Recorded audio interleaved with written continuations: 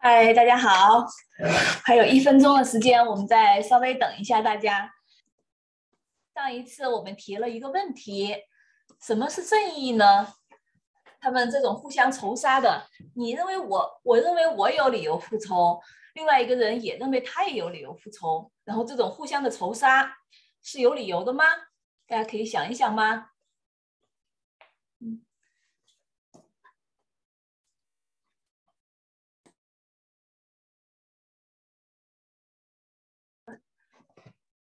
开始吧。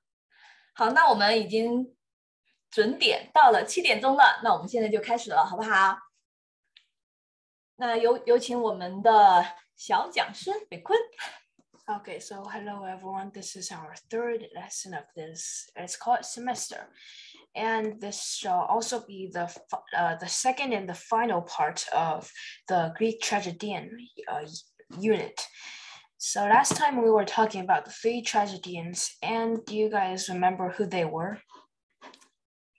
还记得哪3位著名的悲剧作家吗？大家可以举手回答问题。是不是因为他们的名字实在是太难念了呀？好，那我看大家应该是对他们记忆的不是特别的深刻，那我们来给大家加深一下，好吗？ Yeah, so the 3 tragedians are Aeschylus, Sophocles, and Euripides. They lived from around 500 BC to 400 BC, each of them. But anyways, from last time, do you guys still remember the questions that we asked from the Orestia? When Agamemnon killed his daughter to sacrifice to the gods, then his wife killed Agamemnon to take revenge, and then Orestes, his son, killed his own mother to take revenge again. Do you guys think, what side do you guys support, and which side do you think is justified? 有没有人举手？我们看一看。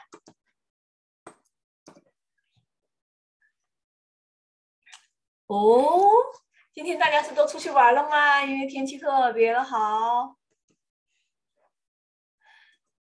那么好吧，我们就简单的回顾一下吧。在这个事情当中，本身对于我们现在的人来看的话，古代的这种互相的人的仇杀是非常的不理智的，因为它会陷入一个死的循环。这个循环就是一个仇恨的循环。你每一个人都有理由去找另外一个人复仇，那么这个互相残杀的这个循环就永远不会结束。在这个悲剧在这个阿伽门农他们这个系列的悲剧当中，他们最后找到了一个什么样的出口？这个出口，这个解决的方式就是法律。就好像我们在 Batman 里头 ，Batman 自己本身遭遇了非常大的不幸，他的父母被不幸被暗杀了。但是他从来没有去杀死过一个犯罪分子，在那样一个罪恶的歌坛，他是把这些犯罪分子都抓起来，然后交给警察，由法律来惩处他们。不管这个法律是多么的脆弱和看起来不太可信，但是他依然是坚持法律，然后相信法律的力量。对我们现在这个文明社会来说也是一样的，就是我们不能够迷信用暴力解决暴力，我们要相信一个法律的力量。当然，这些所有的事情都是建立在我们现在这种比较好的一个社会环境下，这些法律是可靠的。在古代的时候，国王们，古代的法律是非常的，第一，它非常残酷；第二，它并不能保护普通人。所以说，在当时很早的社会环境下，其实我们也能够理解，就是这种互相的这种仇杀和这种荣誉的这种谋杀，都是很可以理解的。但是，并不意味着我们要赞成。那么好吧，关于上一节课的部分，我们就稍微讲这么一点。现在咱们进入新的里程。Okay, we are going to start on the part 2 of the 3 tragedians. Last time we talked about the 3 tragedians and their lives along with Orestia, a sample, let's call it a sample of their works. And this time we are going to first of all review, and then we are going to talk about each of their most, and by that I mean most, let's say influenced works. The three tragedians are Aeschylus, who lived from 525 BC to 455 BC, Sophocles, who lived from 497 BC to 405 BC, and Euripides, 480 BC to 406 BC. They each had their own sort of nickname, as Aeschylus was the father of all tragedies. Sophocles was a very honored member of society. He was a governor and also a playwright, and he most likely had the most luckiest life and the most award-winning tragedies. Yeah， 他叫做生前完满，然后身后荣耀，是这样的一个人。On the other hand, Euripides, he was close friends with Socrates, so he also sort of injected philosophy into his tragedies in his plays. So he was known as the philosophical, I think I pronounced that right, tragedian. So here's a brief recap of tragedies. They were a branch of split off from the Dionysus rituals, and later they turned to a whole different, let's say, world once they added actors and split from the chorus, which were a group of people that acted as the explanatory audience in telling us what is happening. 大家还记得狄奥尼索斯是什么神吗？有没有小朋友能记得 ？Who knows what a god Dionysus is? Richard. The god Dionysus is a god, like the god of wine. Yes, he is also the god of madness and parties, mainly because you get drunk at parties, and sometimes if you drink too much, you go crazy. Well, no, typically not, but also because when you drink too much, technically you won't really have a sense of what you're doing, and when you regain consciousness, you will feel like, oh, that was embarrassing. So it's kind of like Dionysus is controlling you when you're drunk. But I think that's enough of Dionysus. Let's move on with tragedies. So first of all, we will be starting with Aeschylus' most famous work, Prometheus Bound. So Prometheus Bound is, it's like something about Prometheus after he steals fire. At first, Prometheus, he creates humans with his brother Epimetheus after they stood on the god's side of the Titan War. Prometheus is the Titan of foresight, meaning that he always thinks ahead. But his brother Epimetheus is the Titan god of hindsight, which means he never thinks before he does it. And that's how the incident of Pandora happened. But we will talk about Pandora maybe later, but not now. And most possibly not this semester either. So first of all, Prometheus was tasked with making the creatures, all the living creatures on Earth, and Epimetheus was tasked to give the creatures gifts. For example, he gave birds the gift to fly, the fish the gift to swim, and deer the gift to run very fast. But Prometheus saved humans for last because he designed them off of gods. However, Epimetheus, because of his hindsight, he did not have any gifts left to give humans. So Prometheus takes fire from the heavens of Olympus, the Olympus mountains, and gives the fire to the humans. Of course, at first, Zeus was not that angry about it, but when Zeus demanded that humans to be reliant on the gods and make offerings, Prometheus didn't like his creations being bullied by Zeus. So when Zeus demanded one part of their meals, Prometheus took a bowl of very rich meat, like the best parts of the meal, covered it with a bunch of hide and like disgusting stuff. But on the other hand, he took another bowl, put the bones and all the random stuff that you can't even eat under a giant pile of fat to make it look tasty. So when Zeus saw the fat, he obviously thought that it was very, very well, nutritious, I guess, and it was full of meat. However, when he uncovered the fat, he found that there was only bones and unedible stuff. But now the contract has been sealed and humans only need to sacrifice the parts that they don't need to the gods. However, again, Zeus had his pride wounded really bad by Prometheus. So Zeus can't really do anything to Prometheus yet because he knows that it's sort of his own fault that he chose the fat, but he still doesn't want to submit, so he takes the fire away from humans. Prometheus doesn't want this to happen, so he sneaks back up to Olympus and steals fire again and gives it back to humans. But when Zeus sees the humans using the fire again, he obviously knows that Prometheus was behind this. So he takes Prometheus away to chain him on a cliff. And that's when Prometheus' bound is about to happen.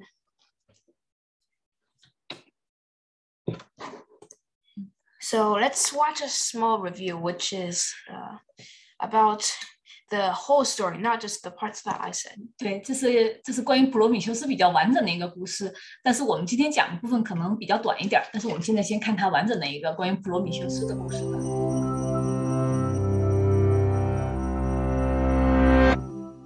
Before the creation of humanity, the Greek gods won a great battle against a race of giants called the Titans. Most Titans were destroyed or driven to the eternal hell of Tartarus. But the Titan Prometheus, whose name means foresight, persuaded his brother Epimetheus to fight with him on the side of the gods. As thanks, Zeus entrusted the brothers with the task of creating all living things. Epimetheus was to distribute the gifts of the gods among the creatures. To some he gave flight, to others the ability to move through water or race through grass. He gave the beasts glittering scales, soft fur, and sharp claws. Meanwhile, Prometheus shaped the first humans out of mud. He formed them in the image of the gods, but Zeus decreed they were to remain mortal and worship the inhabitants of Mount Olympus from below. Zeus deemed humans subservient creatures, vulnerable to the elements and dependent on the gods for protection. However, Prometheus envisioned his crude creations with a greater purpose. So when Zeus asked him to decide how sacrifices would be made, the wily Prometheus planned a trick that would give humans some advantage. He killed a bull and divided it into two parts to present to Zeus. On one side, he concealed the succulent flesh and skin under the unappealing belly of the animal. On the other, he hid the bones under a thick layer of fat. When Zeus chose the seemingly best portion for himself, he was outraged at Prometheus's deception.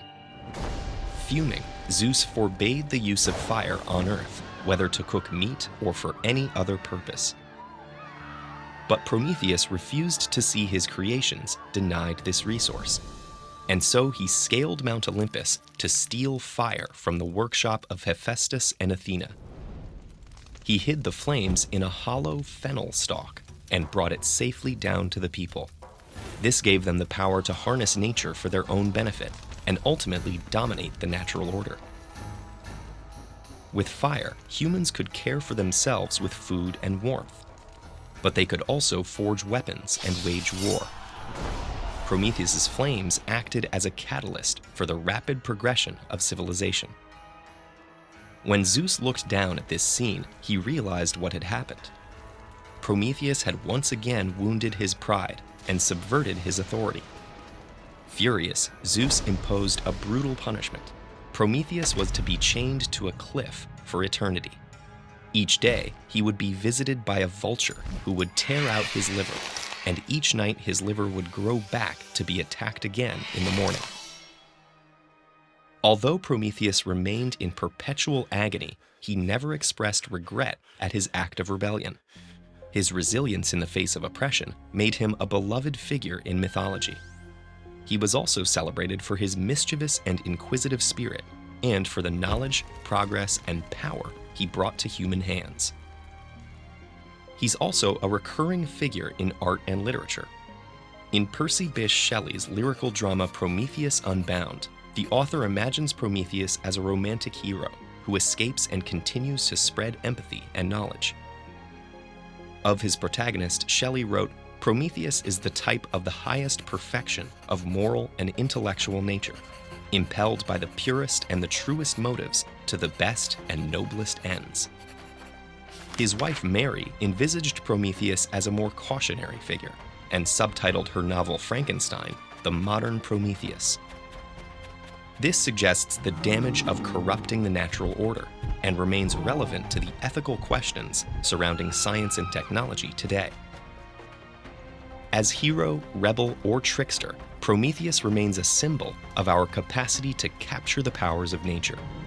And ultimately, he reminds us of the potential of individual acts to ignite the world. TED-Ed is a nonprofit. If you value... Yeah, that's a very nice video, and it talks exactly what Prometheus is like, and about the what happened after. You're about to find out in Prometheus Bound in Aeschylus's play. So first of all, Prometheus is brought to the cliffside and was to be chained by Hephaestus and brought by Kratos and Bia, Kratos being brute power and Bia being goddess violence. However, Hephaestus, he is actually a very nice god and does not want to see Prometheus suffer. However, he cannot defy his, typical father, Zeus. So he has to chain Prometheus to the cliff, and he does so. Kratos and Bia tell Prometheus not to defy Zeus because, Zeus is like the king of the gods and undefiable. However, Prometheus states that he will never give in. Patrick, do you have a question? Are all the people that are stuck to the mountain actually stuck to the mountain in the story? No, only Prometheus is stuck to the mountain. The other people are only here to chain him to the mountain. Oh, okay, thanks. The next part, Prometheus is asking the nature why he is suffering, and the chorus do have a part in this as well. For the chorus is like kind of acting like the whole world around them, answering his questions and our questions as well. Near this time, the Oceanids, the sons of the Titan Oceanus, arrive, especially Oceanus, the Titan of the sea. So Oceanus asks Prometheus if he is okay and does he need advice and help. However, Prometheus takes this as an offense because he doesn't want to be looked down upon. So he tells to Oceanus that he is doing just fine and Oceanus does not need to interfere. And Oceanus, he's not very convinced and remains skeptical until Prometheus tells him that he should not interfere because this is a matter with him and with Prometheus and Zeus. So Oceanus leaves. Again, this time, the next part, Prometheus is still chained to the cliff and he still is suffering. And then Io shows up. Io, the daughter of Inachus, a king of a city and lover of Zeus. So one time Zeus fell in love with Io. Hera found out. So Zeus turned Io into a cow, hoping that after Hera left, he would turn her back. But then Hera knew that this was Io, so she sent Argus, a person with 100 eyes, to guard Io. And when Argus sleeps, only 2 of his eyes sleep, so it's impossible for Io to escape. Later, Hermes slayed Argus and freed Io, but she is still in her cow form. So she stumbles upon Prometheus and asks about her future, but Prometheus tells that Io's descendant will eventually save him, but Io wants to know about her future as well. However, now Io has to make a choice whether to learn who will save Prometheus and what will happen to Io later. But now the chorus comes in, and the chorus tells that the chorus wants to know both, one for Io and one for the chorus. So Prometheus states that Eo's suffering will end at the mouth of Nile, the Nile River of Egypt, and there Eo will be turned back. That's where Eo's suffering shall end. But then the next part is who will save Prometheus? If you know about Heracles, then that's a great start, because Heracles is the one who saved Prometheus, one of Eo's descendants.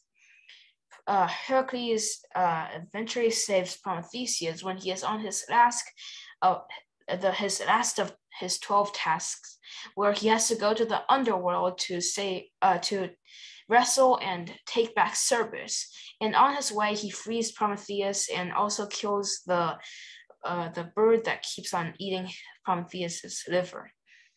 And there, Prometheus is freed, and that's about the end. So this Prometheus actually answers a lot of our questions, because in the Aeschylus multiverse, well, I'm going to call it multiverse for now, because he has many plays. For example, in one of the plays, the supplements, it's about Eo's 50 daughters. And Prometheus also tells about that, where 49 of his Eo's daughters shall kill their husbands except for one, and that daughter will end up having a lot of descendants who mostly end up as heroes or kings, and one of her descendants will be Heracles, and before Heracles shall come Perseus. These two heroes are both descended from Eo. So about the supplements, it's about after Eo got freed from the curse, she married a king, and they had many daughters. They have 50 in total. And there was a prophecy telling about that one of their sons-in-laws will eventually kill the king and take his throne. So the king orders all of Eo's 50 daughters to kill their husbands on the wedding nights. 49 of them do, but one of them loves their husband so much that she cannot do it. And this ends up biting the king back by the husband of the last daughter killing him. So it's kind of like retribution. 这个非常长的故事。It's actually like a sequel. There's most tragedians have like connected works. For example, the Odyssey, where Odysseus seeks out a long dead, let's say, prophet called Tiresias, and Tiresias shall appear in our next play that we are going to talk about, which is Oedipus Rex, which is by Sophocles. It's about a self-fulfilling prophecy, and a bunch of people who try to stop it only end up fulfilling it. So we are going to start. 这个在中文里面叫做寓言的自我实现，就是俄狄浦斯王的这个故事里面起来的，就是说你知道这寓言自己成就了自己。好，你往下。好像有人在。Kathy, do you have a question? 记得这个好像是有一个人预测了一个，然后他们在特别努力的希望这个事不发生，就是无论他们多么努力，最后还是发生了。对，而且你越是努力，它发生的就越是迅速。如果你不去做这个努力，它也许不会实现。就是我们听完这个故事之后，会对这个self-fulfilling prophecy 有更深入的了解。Okay, so Oedipus Rex.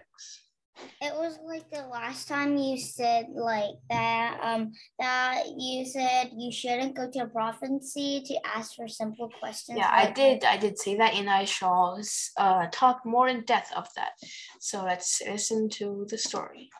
Oedipus Rex is about let's say a revengeful boy who tries to, well, not really revengeful. He just, like all of them, even the ones that try to kill him, they're all working together at the same goal, but they just don't know their identities.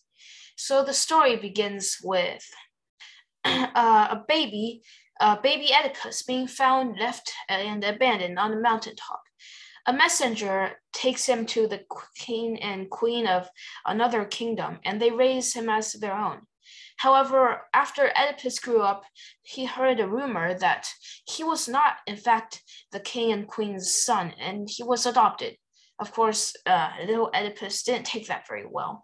So he went to consult the oracle, hoping to know that, am I really the king and queen's son, or am I just a random person?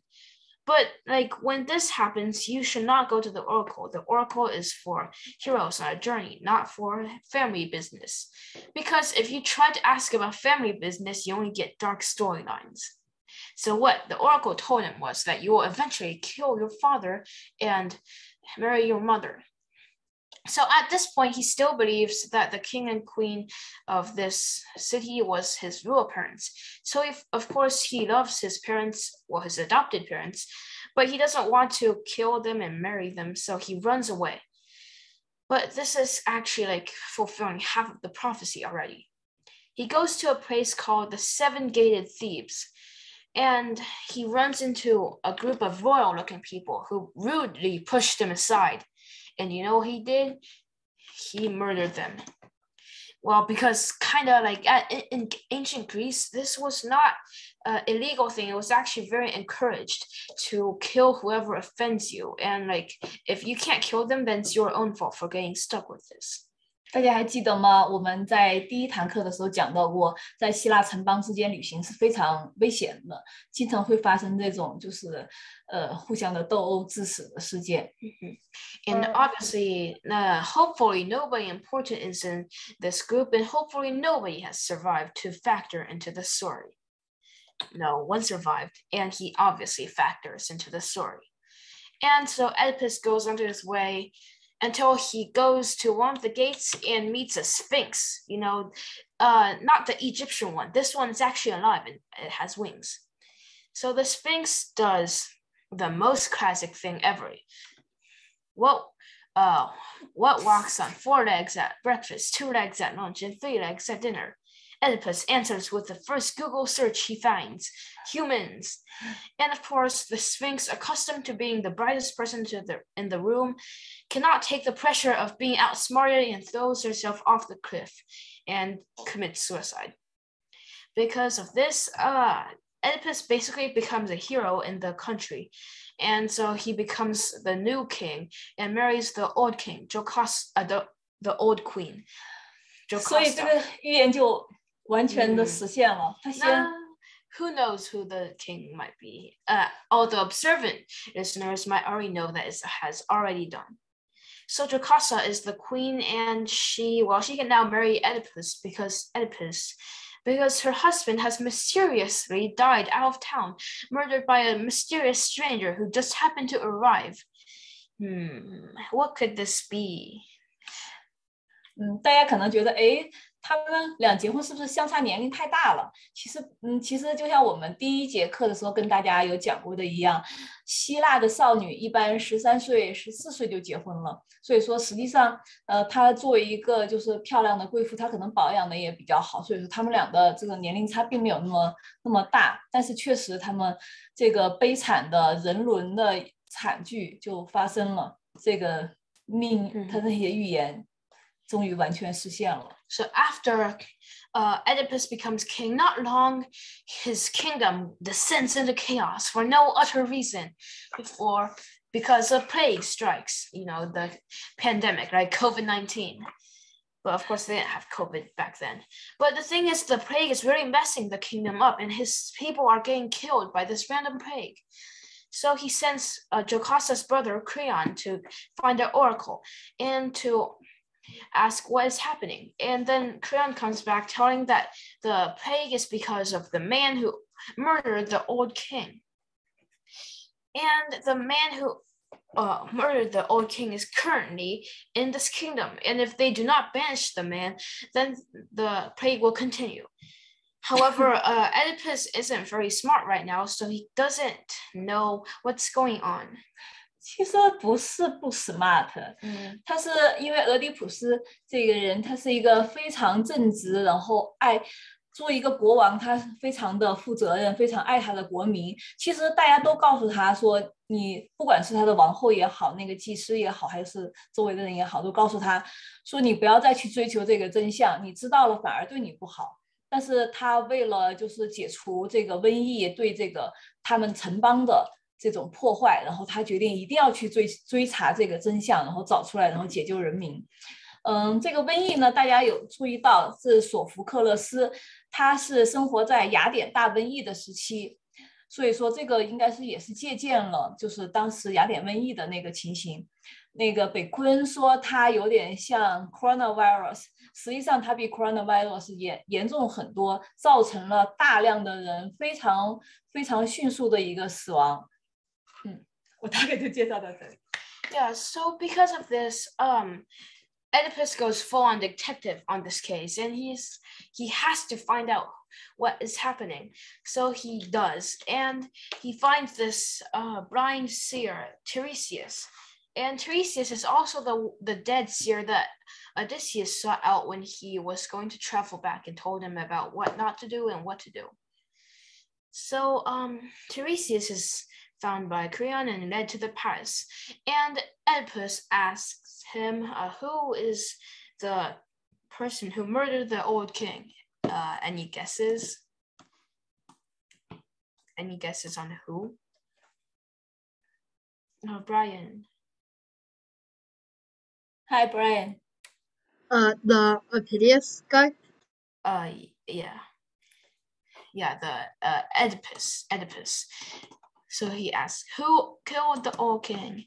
And Teresa say, okay, buddy, okay, you do not want to know out. No, you don't want to know. You don't want to find out. This will be very bad and devastating for you. But Oedipus continues to ask, and well, Tiresias tells him that it was you. You are the disease, and by that I mean that you killed the old king. Of course, Oedipus doesn't take this well, and he argues with Creon, saying that Creon is trying to make Tiresias lie, and in order for Oedipus to get banished and Creon to take the throne. So of course they start arguing until Jocasta comes and is like, ladies, you both are pretty. And they go to their separate rooms. Jocasta goes to comfort Oedipus. And Oedipus is like, that old seer hurt my feelings and told me that I was the one who killed the old king. And Jocasta says, seers, they don't know a thing. You know what they said once? They said that my son will eventually kill my husband and marry me. It's not like that happened, you know. By preventing that, we abandoned our children on a mountaintop. And Oedipus gets slightly comforted by this and says, well, yeah, you're right. It's not like I could have killed the old king anyways. Well, if I ever killed anyone, it was a bunch of royal-looking people who totally could not be the old king. One of them was wearing a crown and so of course Oedipus, once he found out what happened, he didn't take it well. And Jocasta didn't take it well either. And so Jocasta kind of kills herself because she learns that Oedipus is actually her son and the one who killed her husband. And after Oedipus found this out, he stabbed his eyes out with the brooch of Jocasta. Yeah, it must have been painful. So after this part, he asks Creon to banish him, and he kind of wanders a bit, and there's a bunch of more stuff after this, and forming a trilogy with a bunch of people and relatives dying. 他把自己放逐了，这是一个连续剧，后面还有一个续集，对吧？ Okay, we're going to watch a small video. The story of Oedipus as told by Steph and Amanda. Once upon a time in Thebes, there was a king named Laius and a queen named Jocasta and their little baby son, Oedipus. King Laius had heard a prophecy that little baby Oedipus would one day grow up to kill him and marry Jocasta, neither of which he was eager to have happen. So he did the most reasonable and totally not at all awful thing he could think of. He left his baby to die on the side of a mountain. Good news, though, someone found him and took him to Corinth, where he was adopted by King Polybus and Queen Merope.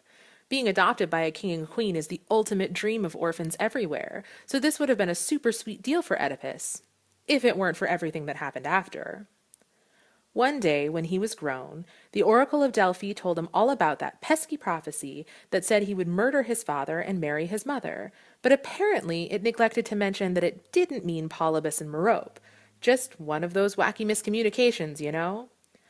So, obviously, Oedipus decided he had to get out of Dodge, or, Corinth, whatever. He headed for Thebes, but along the way he met an old man and got into a fight, which obviously ended with Oedipus killing him, because what other way could there possibly be to settle an argument with a stranger? Spoiler alert, the old dude was Laius, and Oedipus just fulfilled the first part of the prophecy, though he doesn't know it yet. Life's just funny that way sometimes. Carrying on his merry way, Oedipus encounters a sphinx who has been giving the good people of Thebes a fair spot of trouble, especially since the city was currently kingless, Laius having been mysteriously murdered by some mysterious stranger. But it's cool because Oedipus is a hero, and defeating monsters is like what heroes do. So he defeats the sphinx in the most badass, hero-y way possible. He answers a riddle. And it works. Was The that people of Thebes are just so relieved to a finally have swear that jerk sphinx gone that they make Oedipus their king, which, of course, means he gets to marry the widowed queen Jocasta. You see where this is going, right? Ultimately, they have 4 kids, and everything seems to be going swell, right up until a mysterious plague hits Thebes. The people cry out for their super awesome hero king to put an end to the terrible plague, and word from the oracle is that the only way to do it is to find Laius' murderer and bring him to justice, which Oedipus promises to do because he doesn't know what we know. Of course, as he starts to dig into the matter, he learns some details about Laius' murder that sound kind of familiar and start to make him feel a little uneasy. He finds out that Laius had a servant with him on the day he died, and the servant managed to escape. So Oedipus sends for the servant to come and tell him the whole story and let him know if maybe this whole plague thing is his fault after all. Obviously, this would be a pretty bad day in anyone's life, but somehow it's about to get even worse. While he's waiting for the servant to come and tell him whether or not he's a kingslayer, a messenger shows up to tell Oedipus that his dad, good old King Polybus, is dead. Oedipus is psyched, which is pretty screwed up, but it does mean that the prophecy can't come true. You know, the prophecy where he kills his dad and marries his mom? Yep, that one. He's so happy about his dead father that he just can't help sharing the good news with everyone.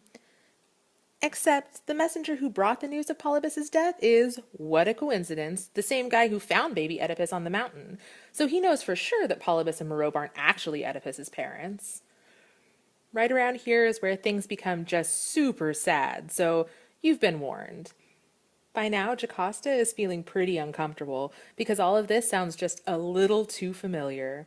She asks Oedipus to just let the whole thing go and stop asking questions. I mean, I'm sure the plague isn't that bad. The people are just being whiny. But Oedipus, who still doesn't realize the truth, insists he must get to the bottom of it. Jocasta, overwhelmed by the horror of the situation, slips away back into the palace and kills herself. The servant who had been with Laius when he died arrives at about this time and confirms for everybody that Oedipus is, in fact, the man who killed Laius. Some dots get connected now, and Oedipus realizes that the prophecy has been fulfilled. He goes to find Jocasta, only to find her lifeless body. Driven mad with the horror and grief, he stabs himself in the eyes with a pin, blinding himself. He asks Jocasta's brother, Creon, to banish him from Thebes, which he does. His daughter-sister Antigone goes with him, and eventually they meet Theseus, who cares for Oedipus until his peaceful death. Which is great for him, but no one else gets that luxury. Oedipus's 2 sons fight over the throne and kill each other in battle. Antigone is buried alive in a stone tomb by order of Creon for trying to arrange for a proper burial for one of them. He changes his mind about it, but not before Antigone hangs herself inside the tomb. Creon's son, who was supposed to marry Antigone, attacks Creon, and though Creon lives, his son kills himself. And finally, when Creon's wife finds out that their son is dead, she also kills herself. And that is the story of Oedipus. Resilient infant, expert riddle solver, incest aficionado. The end. That is exactly what happened, except without Someone the dies, someone kills themselves, someone dies. There is so much killing. There is so much killing. 是的。 Also, there was a detail that I left out is that the messenger was actually, the two messengers might have, in some versions, they arrived at the same time. And because we have to know the whole story, the messenger was here just to tell us and summarize the plot, like what I was talking about, where the king and queen of King Laius and Jocasta abandoned Oedipus got found, and etc. The messengers only acted as like the actor part of the chorus, where they told us the whole story again, just in case we didn't realize. 对，就是在这个故事里面呢，其实俄狄浦斯他自己并没有什么错，他只是这种神的恶意，在这些希腊的神话里面，这些神的力量太过于强大，他们总是利用自己比凡人更加强大的这种力量来拨弄人们的命运。但是你看俄狄浦斯他其实最开始他是不屈从于自己的命运的，他一定要反抗。他明明知道这个就是他的这个关于他的这个预言，比如说他会弑父娶母，但是他就一直在逃避这个，就是主动的去行动起来，然后避免这个事情的发生。但是因为这种就是悲剧的命运的这种拨弄吧，然后就是这些神的恶意，然后还是造成了这种悲剧。但是造成悲剧之后，俄狄浦斯他就是直接刺瞎了自己的眼睛，然后把自己就是流放出去了，他自己也承担了他所做下的这些事情的一个后果。他是这样。He took all the consequences. It's not the kid's fault that he did the wrong thing by trying to do the right thing. It's just that the fate is like too hard to overpower. Okay, we are going to move on to our The story next of Oedipus. And the last, Medea. Of course, I've been talking about Medea ever since the last mythology unit, where we started about Jason. And Medea's life is split into two halves. The Argonautica, which is an epic by Rhodesius Apollonius, and it's centered around Jason, where Jason apparently goes and takes revenge, tries to get his kingdom back. And the second half of Medea's life is a tragedy, Medea. So when a person's life, the first half is an epic and the second half is a tragedy, you know that they seriously screwed up. So we are going to begin with the Argonautica. The Argonautica is mainly centered around with Jason, where Jason's father, the king of Thessaly, is murdered by his uncle, who took the throne. And Jason, being the last survivor of his father's children, he goes back and challenges his uncle for his throne after, doing the classic protagonist revenge training things. However, his uncle pulls a "hey kid, do you like proving yourself" trick on him and tells him to go get the golden fleece, which is at the land of where Medea was. Well, not a surprise. So he assembles a team of heroes to go on the Argo, kind of like the Greek Avengers. Sometimes there's Theseus on there, sometimes Atalanta is on there, but usually Hercules is on there. But Hercules gets ditched at the beginning of the book, and they barely meet up again later on, even though he's like the powerhouse of the whole trip and the whole crew. But of course, Heracles, he didn't factor much into the story after that. So after a bunch of failure, for example, freeing a blind old man from Harpies, doing a bunch of other heroic things, they finally arrive at the land of the Golden Fleece, where, of course, the king doesn't want to give out the treasure, so he decides to test Jason with a trial. Basically, he pulls another "hey kid, do you like proving yourself" trick. He tells Jason to tame fire-breathing cows and then sow a field with them, plant dragon teeth, and then defeat an army of warriors, which is basically impossible for Jason at this point. However, there was a small detail that I forgot to mention at the beginning. When he was going back to challenge his uncle, he was going to cross a river, and when he saw the river, he saw an old lady trying to pass, and he offered to carry the old lady across. He lost a sandal, but gained something very, very valuable: the favor of Hera. As it turns out, Hera was the old lady all along, so he has kind of earned the favor of Hera, so Hera wouldn't let him die. Hera would obviously do something if she knows that this task is basically impossible for Jason. So apparently, the king had a very, very powerful sorceress daughter, Medea. So Hera convinces Eros to shoot Medea with the arrow of love. So he does, and Medea automatically falls in love with Jason. However, she is still very conflicted because this is a stranger that just showed up in their land, trying to take their treasure. And then Medea, but she just falls head over heels for him. So she is conflicted almost to the point of suicide, but then she decides to help Jason. So she tells her handmaidens that she's going to pretend to help Jason and actually sabotage him. But she does the exact opposite. They meet up on a cliffside, and Jason tells Medea that they both know that Jason needs Medea's help. And he compares Medea to Adriane helping Theseus against the Minotaur. With this bit of flattery, Medea helps Jason and gives him some tips and also a potion, like the ones that you rub on your skin, called the Charm of Prometheus, and has nothing to do with Prometheus. It's just the name. And the Charm of Prometheus makes the user invulnerable. So the next day for the trial, when he uses the Charm of Prometheus, he sows the field and tames the bulls with ease. And after a quick lunch break, he finds that an army of warriors had sprouted from the dragon's teeth. So then he recalls Medea's advice, chucks a small little rock at them, and then the warriors, they think, oh, but because the warriors, they don't have good eyesight, they thought that one of them had accidentally hit the other one. So they kind of fight each other and kill each other. But after the trial, they go back, but Hera sends Medea dreams where Medea's father found out and is going to kill Medea. So Medea rushes down to the Argo and tells Jason that they have to run and please take her with him. And Jason decides that he will marry Medea once they get back to Greece. And so they run away, but actually Medea's father did not know about this and actually cares about Medea.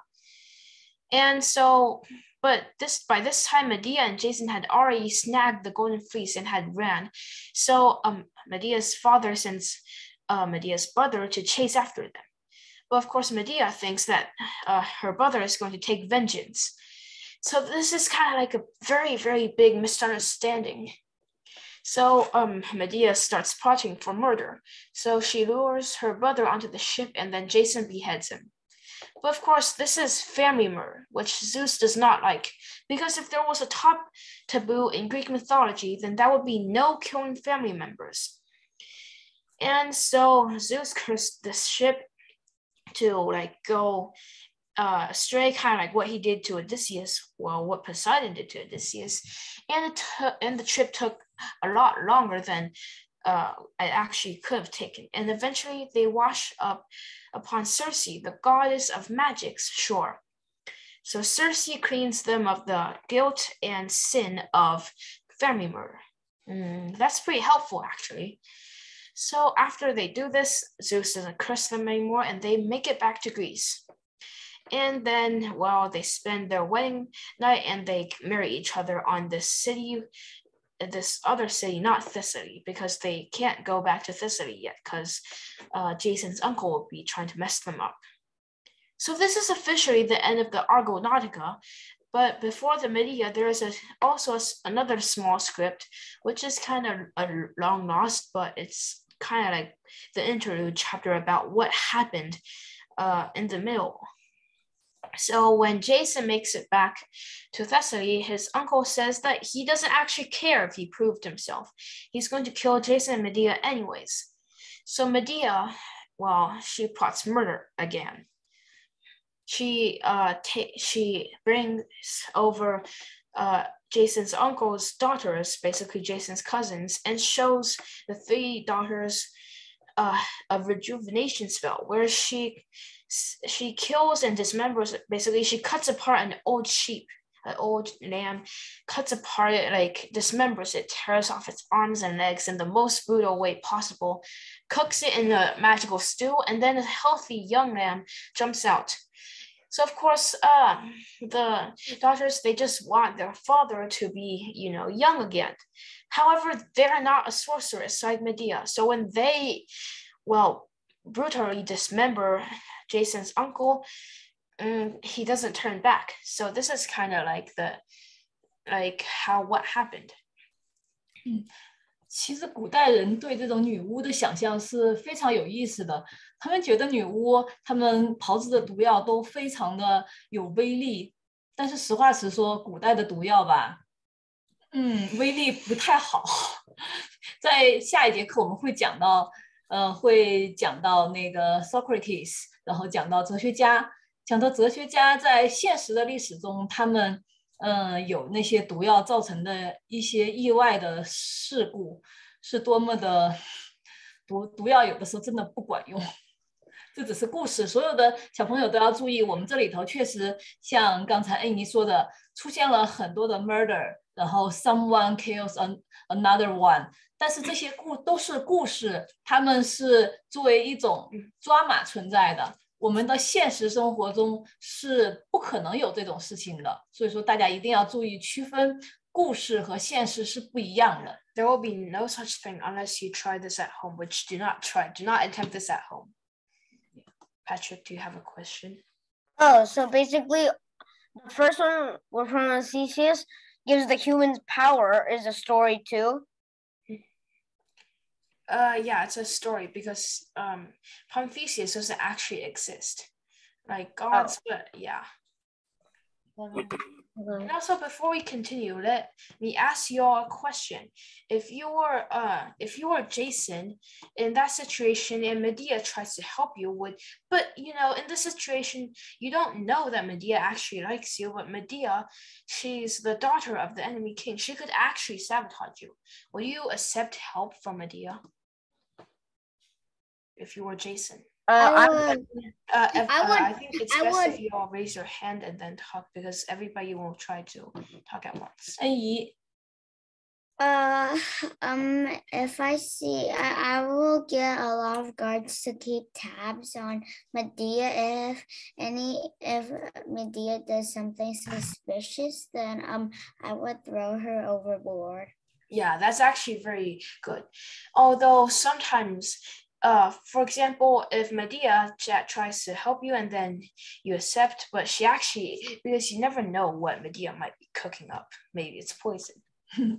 Patrick. If I were Jason, I would not trust Medea. Oh, why? I would not trust Medea. Okay. Marilyn. If I were Jason, I would take a boat with me and just if he tries to kill me or anything, I'll have a sword and kill him back. Yeah. This is a very great plan. Okay, we're going to continue on the Medea. So Medea is because of the whole murder and brutally, mainly because it was so brutal, Jason can't really be the king of Thessaly anymore because of the brutal murder. So they run away to Corinth, and they actually make a home there, and they live for 3 years until Jason courts the princess of Corinth, Glauce. Of course, Medea, but the thing is, Medea is already married to Jason, but now Jason wants to go marry this other random princess. So of course, Medea doesn't take it well because mainly they have 2 children. Yeah, they have 2 children already. So Jason, basically, he kind of just needs royal protection because since if he were the king of Thessaly, then he wouldn't need to do this. But now he just needs royalty. He wants money, stuff like that. But Medea really freaks out about this and rages in her room. But then the king of Corinth, he is very worried about what Medea might do. So he decides to exile Medea and her 2 sons. So after he leaves, Medea begs him for like one more day to have her affairs done. So the king is like, what could you possibly do in a day? Sure, you have one day. But of course, Medea now has 24 hours to get all the murdering out of her system. But before she starts, we all have seen how smart she was. And her worst fear is being abandoned and humiliated when she throws everything away for this random stranger, which is what's happening right now. So she needs a plan. So right now, if she were to like mass murder and without somewhere to escape to, then she would be in serious trouble. But then Jason bursts in and starts telling about how Medea could have just like survived and like in here and been a mistress if she had went along with the plan, which is Jason's plan. Jason's plan is where Jason, he was originally about to be royalty and he needs royal protection. And since Medea came from this land that she already massacred, so she doesn't count as royalty anymore. And Glauci, she is royalty. So Jason was planning that Medea would have magic protection. But of course, he doesn't need it, but he just wants it for, the perks. And Medea would be nothing to him, just a mistress, while Glauci would make Jason's royal line and have Jason's heirs. So apparently Medea didn't take this very well because, of course, this is like one-sided. Jason is very like selfish and thinks only of himself. So Jason now basically tells Medea that like, this is like my genius plan. Why will you ruin it? And Medea starts pointing out like the 20 or more times that she has saved his butt. And Jason just states that, like, sure, you did all that for me, but hey, I brought you to Greece, not the icky barbarian place you came from, and I made you famous. Well, I made you famous, okay? So Medea, of course, doesn't take this well. And 这个大渣男. Yeah, totally. And Medea just goes out and kind of just take some time alone. And then Aegeus, the king of Athens, comes and greets her like an old friend, asking her what has gotten into her and why is she so sad. So Medea recounts the whole story and Aegeus is outraged. Like, why would Jason do this? So Aegeus offers Medea sanctuary at Athens and Medea can go anytime. But Medea is skeptical because she has made many enemies and asks Aegeus if he's willing to defend her from all these enemies. And Aegeus is like, sure, but you just gotta make your own way here. I'm not gonna supply you with free taxi service. So Medea, now with the escape plan intact, because she knows she can go to Athens. So now that she has an escape plan, she's gonna start plotting the murder. She takes a golden dress and a golden crown and both gifts from Helios and covers them with a very, very dangerous poison. A poison that would kill not only anyone who wears it, anyone who touches the person who wears it. So she ponders, so she calls Jason back again and says, oh, I've been so utmost unreasonable. Can't you just convince one of them, maybe even Glauci, to let us stay? Think of our 2 children sharing my exile. And Jason, well, he obviously buys it and says he can probably convince Glauci. So he goes and Medea prepares to, give the gown. So she also ponders if killing her 2 children would also hurt Jason, but the chorus tells her that it will probably hurt her even more because Jason isn't a very good father. And yeah, Jason probably doesn't even know their names. So Medea in the end thinks that she should, because she should sever all ties with Jason, even her children. But of course, she's going to have a burial for them. So Medea, with her plan in place, sends the children to the palace, bring the poison garments to Glauci. So later, when they come back without the clothes, Medea is actually conflicted and very sad about this. But then a messenger shows up that the king and the princess were killed by a dangerous poison, and they're gonna blame you for it. And Medea, but the messenger was probably not expecting Medea to say, "Ooh, tell me, did they suffer? Please tell me they suffered." Long story short, when the children arrived, everybody was actually pretty happy because they thought that Medea was going to get over of her grudge. Everyone except for Glauci, who didn't even want to look at the kids until she saw the garments. Because it was like a little gift from Helios, it was like very, very cool. And she tried it on and caught fire. And then she died. And then the king kills her dead body and catches fire as well. And then Jason rushes into the scene yelling, "Oh man, I hope that nobody will kill our children just to retaliate against me." And the children scream that they're totally gonna get killed. And Medea then flies in with a golden chariot and states that Jason shall never catch Medea up here. Jason, I have the high ground. And then the chariot is also a gift from Helios. Then Jason says that their children shall avenge him, but Medea says that she will bless their children and bury them in the sacred grounds of Hera, and then go to Circe to wipe clean of her childbirth friend, and then head over to Athens for a long nap. And then Jason's like, "No, but I'm the hero." And Medea says, "You're going to die under the ruins of your only heroic achievement." And later, Jason dies alone and unhappy under the crumbling and rotten mast of the Argo. And that is eventually the end of Medea.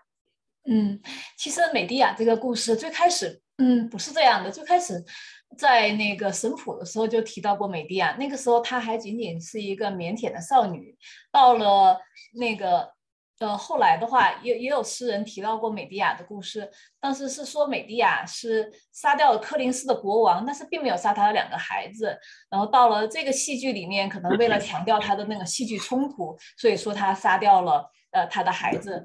但是这个事情听起来非常的残酷 brutal， 但是它是在当时的那个环境下，我给大家稍微解释一下，如果可能的话，你帮我稍微翻译一下。就在古代的希腊，所有的就是女性是不算 citizen 的，她们没有任何的权利。也就是说，美狄亚背叛，而且美狄亚不仅没有权利，她也没有父亲，没有家庭，她背叛了，因为她的那个 family murder， 她已经跟她的父亲跟她的以前的城邦完全闹翻了。然后她来到跟着杰森，她相当于只有杰森一个亲，这和她2个孩子，这就3个亲人孤零零的来到了这个地方，然后杰森抛弃了她。那在古代的时候，即使是现在，其实也很像。如果一对夫妻离婚的话，这个男性他再找一个妻子是很容易很快的，也没有什么就是名誉上的损失。但是女性就是在古代的希腊，你不管是离婚呢还是什么原因，你再要重新开始新生活是非常不容易的。所以美狄亚是被逼到了极处，她没有退路，相当于她没有办法解决，他面临的是一个死境，就是一个 dead end， 就完全没有办法解决这个问题。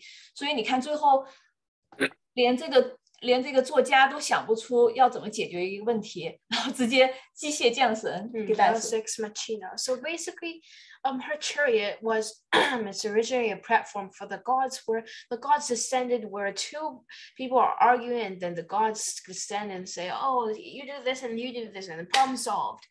But this time, Medea uses it to retaliate against Jason, basically making the platform making her look like a god. 而且在古代，像我们现在，比如说，孩子跟母亲的关系是更为接近的，但是在古代，就是大家会发现，是孩子和父亲的关系是更为接近的，孩子是属于父亲的。所以我们可以看见，在那个希腊的神话也好，这些英雄传说里头也好，很多都是就是孩子找爸爸，就是爸爸去哪儿了的这么一个故事。所以说美狄亚杀死他的孩子，其实在某种程度上来说，就是杀掉了他和这个杰森最重要的一个联系纽带，杀掉了杰森的孩子。这是一个非常悲剧的一个故事，但是对于女性来说的话，这也是一个非常悲惨的一个反抗的一个故事吧。And here is a small video about Medea.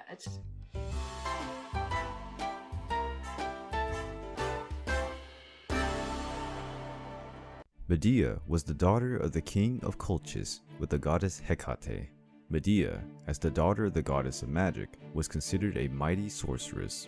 When the hero Jason docked in Colchis in search of the golden fleece, Medea heatedly fell in love with him. The hero swore by the gods that Medea would be his only love in life if she could help him accomplish his task. Due to Medea's powers, Jason managed to defeat the dragon that protected the golden fleece. Medea ran away from Colchis with her loved one, but the king did not allow Jason to leave his land with such a preciousness. The witch stabbed her own brother and threw his pieces into the sea, forcing her father to stop the chase to collect the parts of his beloved son. With Jason, Medea had 2 sons, Pheres and Murmurus, but her story with the hero would not have a happy ending. After returning to Thessaly, Jason was banished by King Pelias from the kingdom that was his, according to law. Medea plotted a terrible plan as vengeance. Before Pelias' daughters, she sacrificed an old ram and threw it into a cauldron. After completing her spell, a young and full of energy ram emerged from it. Medea said that she could do the same for old King Pelias. With that, the princesses killed their own father and threw his body into the cauldron so that he could become young again. But they were fooled by Medea, and the king never returned from the world of the dead. But Medea's atrocities would go on. Jason demoted Medea to a mere concubine and married Princess Creusa of Corinth. As an act of vengeance, Medea was responsible for the princess's death. Making sure that Jason could not find solace anywhere, Medea caused the death of her own children with Jason. The witch fled from Jason's wrath in her flying chariot, a gift from Helios. Then Medea went to Athens and married King Aegeus. With the king, she had a son called Metis. When Theseus, son of Aegeus, visited Athens for the very first time, Medea tried to poison the hero, but was stopped by Aegeus. Theseus banned the witch and her son. After that, Medea went back to Asia, where her son would reign over the Medes Empire, which would be the foundation of the mighty Persian Empire. The Greek playwright Euripides wrote Medea, a play in which the witch is the main character, something rare for that time. In ancient Greece, women were second-class citizens. In his work, Medea revealed herself as a woman who never accepted to be just a pawn in the hands of men. A woman who has the defiance to challenge the power of patriarchy could only be registered as a woman with outbursts of madness. Nowadays, Medea is still studied as a proto-feminist figure.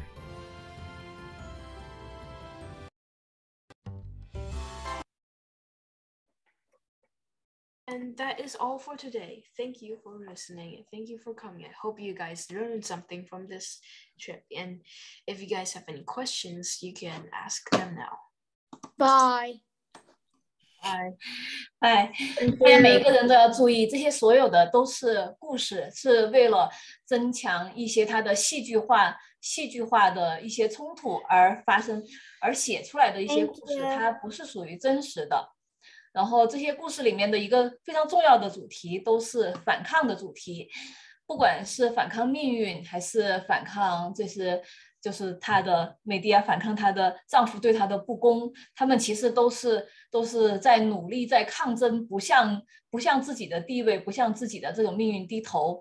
这种刨除那种可怕的这些 murder 啊什么的，他们这种反抗的精神是非常值得我们去思考的。然后这些故事呢也非常的写的也非常的漂亮，如果大家以后再大一些的话，也可以考虑去看一看。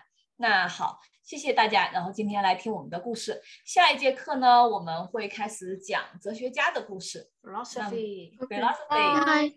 所以说那就谢谢大家咯，下周见。谢谢老师，拜拜。拜拜。